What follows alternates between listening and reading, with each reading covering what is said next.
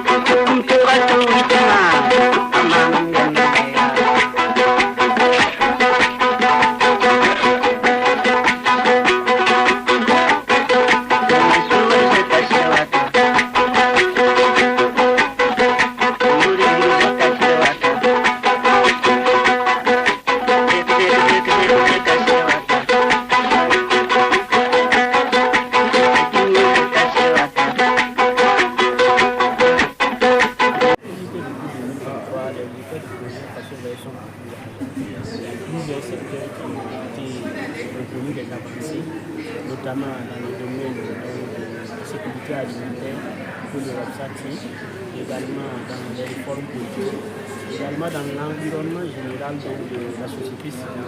On remarque que les OSC sont de plus en plus impliqués dans le dialogue politique avec les autorités nationales. Donc c'est quelque chose qui est encourageant et ça donne encore plus de la force et du poids à valeur de la société. En matière de délivrabilité, je peux dire qu'il y a des rapports alternatifs qui sont faits. Dans le cadre de l'occupation de chaque français par un rapport alternatif thématique. Et également, nous produisons des rapports alternatifs nationaux qui sont remis aux autorités nationales et les recommandations du rapport alternatif sont prises en compte dans la mise en œuvre des politiques nationales. Et dans certaines décisions, on remarque que les recommandations du rapport alternatif sont prises en compte. On note également au niveau des réformes politiques, on a dans l'adoption des lois dans certains secteurs de développement, on note que les OSC, parce qu'ils sont consultés, ils sont impliqués à fournir donc des notes d'analyse sur leur vision donc des sujets de loi qui sont proposés au niveau de l'université.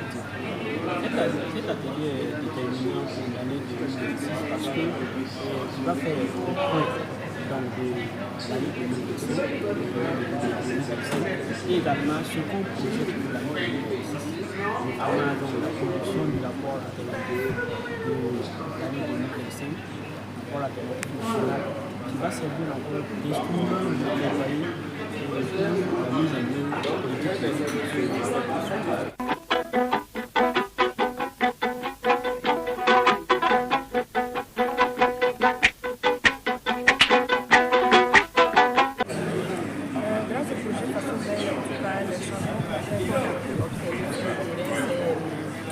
Une institutionnalisation du citoyen des pays parce que les OSC ont appris avec ce projet à investir efficacement les cas de dialogue.